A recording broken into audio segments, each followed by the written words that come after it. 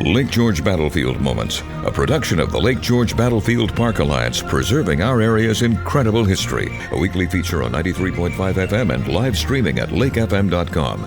Here's the president of the Lake George Battlefield Alliance, John Denuzzo. Hi, everyone. This is John Denuzzo, Lake George Battlefield Park Alliance. I'm joined today by John Barry, the Queensbury Town Historian, who's also the chair of the Warren County Commission on the 250th anniversary of the American Revolution. John, on our radio program, you're talking a little bit about some American Revolution sites in Warren County. Can you just share with us just where they are and how people can see them? Well, Diamond Island obviously is in Lake George, either by boat or possibly from a tour if you can get that through those steamboat companies. Hovey Pond is a readily accessible area with a playground, and takes a little bit of imagination to imagine what it was like in 1758 through 1777, but that was a major encampment and site for colonial and provincial troops during those wars. Now, the Warren County and every county literally in the state has some sort of committee or commission devoted to the 250th anniversary, which, I mean, we're already right now, as we look at the beginnings of 1775, remembered in 2025, upon the 250th anniversaries, which will extend for the next 8 years. What kinds of events have you had at the Warren County 250 Commission, and what do you have planned in the next couple of years? Well, some of the events we had in 2024, we had several speakers on a variety of topics, mostly concerned with Henry Knox, and we had one gentleman, Alexander Kane from Massachusetts, who did a program on the Lexington and Concord battles in 1775. Planning going forward into 2025, we are exploring with the Commission now a series of possible history days in the spring and early summer with some reenactors and some live and hands-on history displays and educational forums. We're also investigating other speakers. We're looking forward to the 2025 in December, the Knox celebration when he brought his artillery train down into what's now Warren County and Queensbury and through Glens Falls to Fort Edward. And interestingly, that event next December of 2025, right, we are planning with Washington County, which will be a guest in our program next week, and all the counties between here and the Massachusetts-New York line and Columbia County to have one continuous event, which should be very exciting.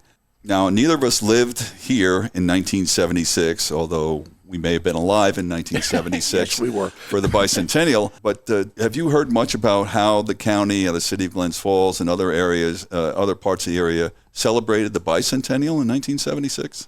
From the materials that I have in my office, I've been able to look at, there were a lot of parades, a lot of celebrations, public readings of the Declaration of Independence at Crandall Park, those type of events.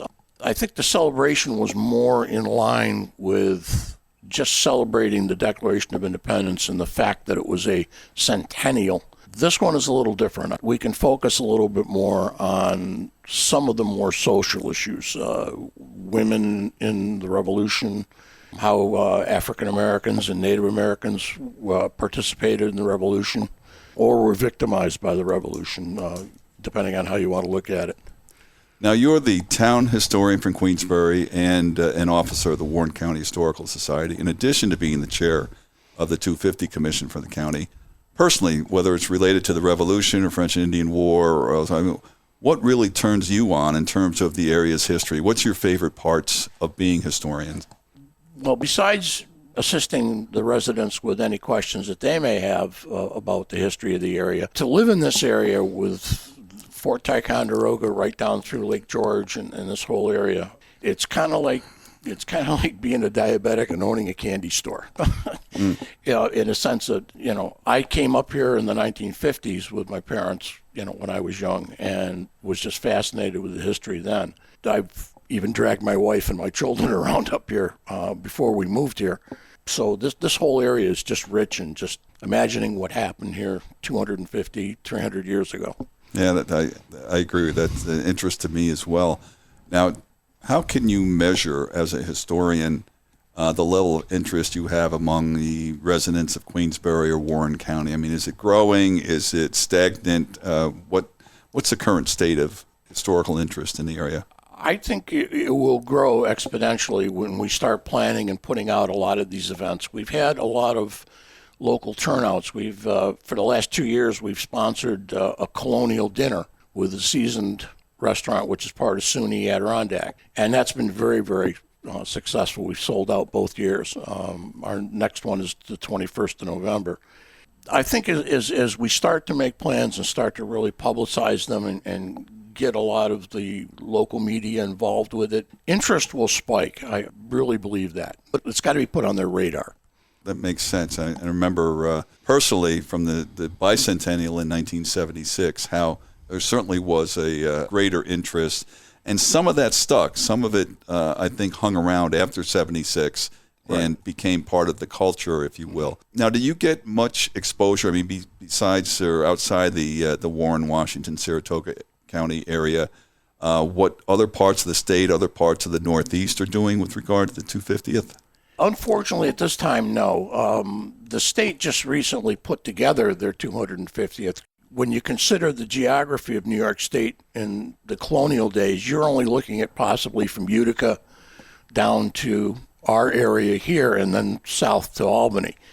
So it wasn't a large area of the state. Buffalo, those areas, besides the Algonquin tribes and the Iroquois, probably didn't have much in participation.